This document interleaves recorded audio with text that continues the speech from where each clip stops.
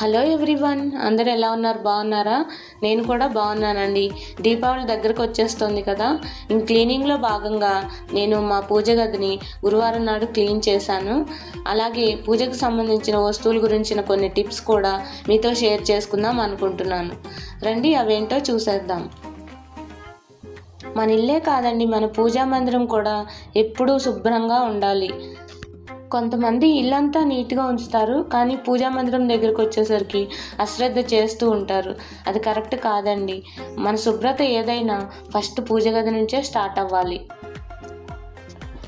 First పూజా మందిరం clean చేయాలంటే మొత్తం ఒకసారి బయటకు తీసి మరీ చేయాలండి. ఎందుకంటే మనం రోజు దీపారాధనలో అగరబత్తీలు ఇవన్నీ వెలిగిస్తూ ఉంటాం కదా, దానికి సంబంధించిన మసి పైన పేరుకుపోయి ఉంటుంది. అలాగే ఫోటోలు వెనకాల కూడా చూరుకుపోతుంది.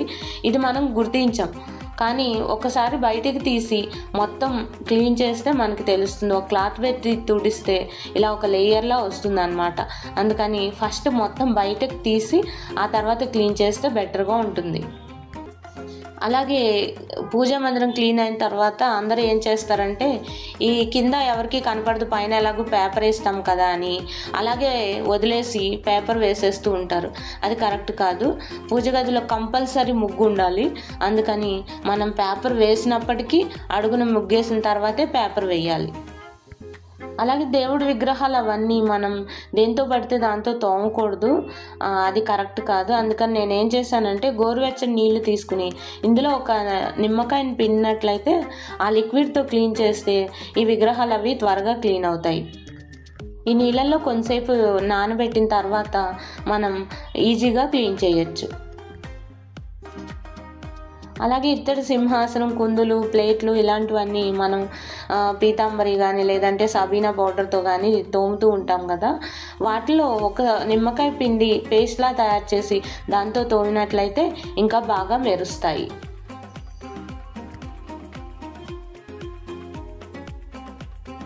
అలాగే దేవుడి ఫోటోలు అవన్నీ ఫస్ట్ ఒక పొడి క్లాత్తో తుడిచిన తర్వాత మళ్ళీ ఒక తడి క్లాత్తో తుడవాలి.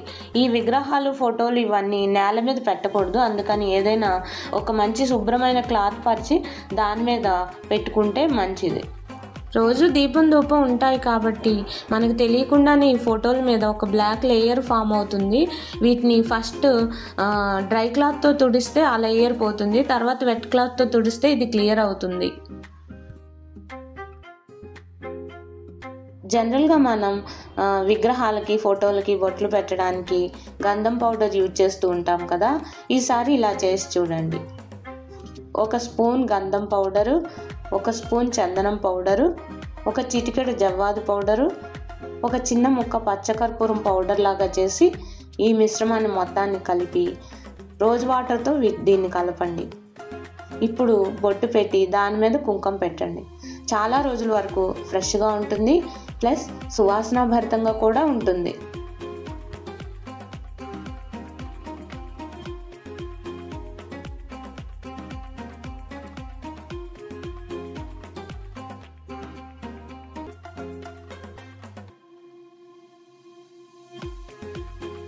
దేవుడి మందిరంలో ఇలా అడుగున పేపర్ వేసి పెట్టుకుంటే పొరపాటున పడే నెయ్యి, నూనె ఒక్కొక్క చుక్కలకి అలాగే అగరబత్తుల పౌడర్కి ప్రొటెక్షన్గా ఉంటుంది.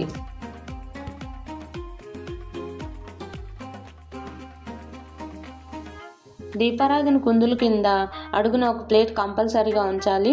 అది కాకుండా ఒక పేపర్ నాప్కిన్ని ఇలా ఫోల్డ్ చేసి దీని కింద పెట్టినట్లయితే పొరపాటున స్పిల్ అయ్యే నెయ్యి, నూనె నుంచి ఇది ప్రొటెక్షన్ ఇస్తుంది.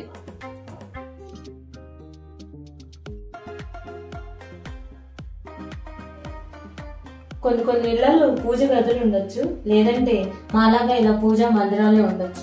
ఏదైనప్పటికీ మనకి ఇలాంటి ఒక స్టాండ్ ఏర్పాటు చేసుకున్నాం అనుకోండి, ఇది మూవబుల్, ఎటైనా మూవ్ అవుతుంది, ఎటు కావాలంటే అటు తిప్పుకోవచ్చు.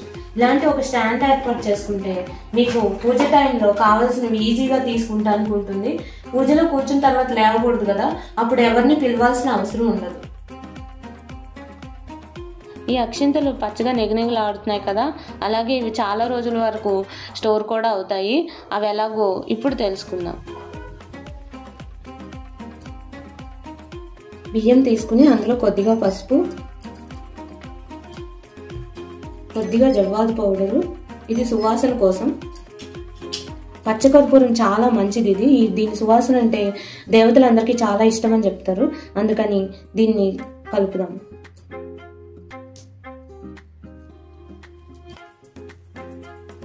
ఫస్ట్ వీటిని ఇలా కలుపుకోవాలి. వీటిని ఇలా ఒకసారి కలిపిన తర్వాత మామూలుగా జనరల్గా అందరు చేసేది ఏంటంటే దీన్ని వాటర్తో కలుపుతారు. వాటర్తో కలపటం వల్ల కొంచెం అక్షింతలు నాన్నట్టు అయ్యి విరిగిపోతాయి. విరిగిపోయిన అక్షింతలు మంచిది కాదు.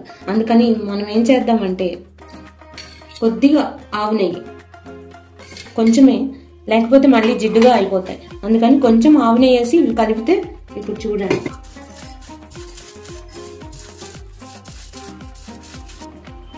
ఇలా కలుపుకుంటే చూసారా ఎంత పచ్చగా, ఎంత చూడటానికి చక్కగా ఉన్నాయి. ఒక గింజ కూడా విరగలేదు. మామూలుగా మనం పూజ కోసం ఇలాగ ఒత్తులు అవి ఎక్కువగానే స్టాక్ తెచ్చుకుంటూ ఉంటాం కదా. అలాగే కార్తీక మాసం కూడా వస్తుంది కాబట్టి ఎక్కువే తెచ్చుకుంటాం. అయితే కొన్ని రోజులకి ఇందులో చిన్న చిన్న పురుగులు రావటం స్టార్ట్ అవుతాయి. అలా రాకుండా ఉండాలంటే మనం ఇలా పచ్చకర్పూరం దొరుకుతుంది. ఈ పచ్చకర్పూరాన్ని ఇలాగ ముక్కలు చేసి ఇందులో 4 వైపులా వేసామంటే ఈ ఒత్తులు ఫ్రెష్గా ఉండటమే కాకుండా పురుగులు అవి రాకుండా ఉంటాయి. మామూలుగా మనం కర్పూరం బిళ్ళలు కొంటాం కదా, అవి అలానే ఉంచేస్తే ఇలా ఎవాపరేట్ అయిపోతాయి. చూసారు కదా ఎలా ఎవాపరేట్ అయిపోయాయో. అలా అవ్వకుండా ఉండాలంటే మనం కర్పూరం తేగానే అందులో కొన్ని బియ్యం గింజలు ఇలా వేసి ఉంచితే కర్పూరం బిళ్ళలు ఎవాపరేట్ అవ్వకుండా ఉంటాయి. మనం పూజ కోసమని పసుపు కుంకాలు కొంచెం ఎక్కువగానే 1/2 కేజీ 1/2 కేజీ అలా తెచ్చుకుంటూ ఉంటాం కదా. ఇవి రోజులు గడిచే కొద్దీ పురుగులు పట్టేసి బరగ్గా అయిపోయి పాడైపోతూ ఉంటాయి. అయితే అవి అలా అవ్వకుండా ఉండాలంటే మనం 4-5 లవంగాలు, ఓ చిన్న పచ్చకర్పూరం ముక్క, ఈ రెండింటిని కలిపి ఈ డబ్బాల్లో వేసి ఎయిర్ టైట్ కంటైనర్లో కనుక నిల్వ ఉంచినట్లయితే చాలా కాలం వరకు ఫ్రెష్గా ఉంటాయి.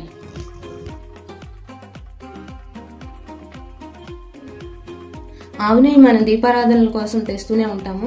ఇలాగ లీటర్ ప్యాకెట్, 1/2 లీటర్ ప్యాకెట్ అలానే దొరుకుతాయి. సో దీన్ని ఇలాగే వదిలేసి ఇలాగే కట్ చేసి యూజ్ చేసుకుంటే అస్తమానం చేతులు కంటడం లేకపోతే కింద ఒలికిపోవటం అలా జరుగుతూ ఉంటుంది. అలా కాకుండా దీన్ని కట్ చేసి ఇలా డబ్బాలో పోసుకున్నట్టయితే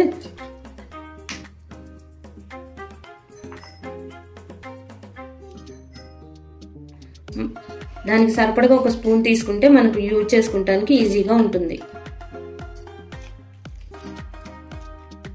ఇలా ఒక టిష్యూ తీసుకోండి. ఇందులో 4-5 పచ్చకర్పూరం బిళ్ళలు వేయండి.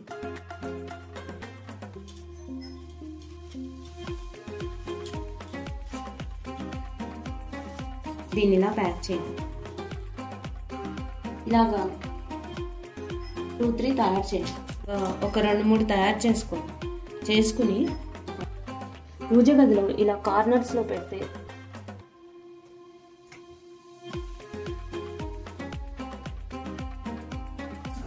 పూజ గది ఎప్పుడు సువాసన భరితంగా పాజిటివ్ వైబ్స్తో ఉంటుంది. ఇలా ఒత్తి పెట్టుకునేవి మనకి పూజా సామాగ్రి షాపుల్లో దొరుకుతాయి. వీటిలో కనుక 3 ఒత్తులు కలిపి పెట్టుకుని దీపారాధన చేసినట్లయితే మనకి కుందులు నల్లగా అయ్యే ప్రాబ్లం నుంచి కాపాడుకోవచ్చు.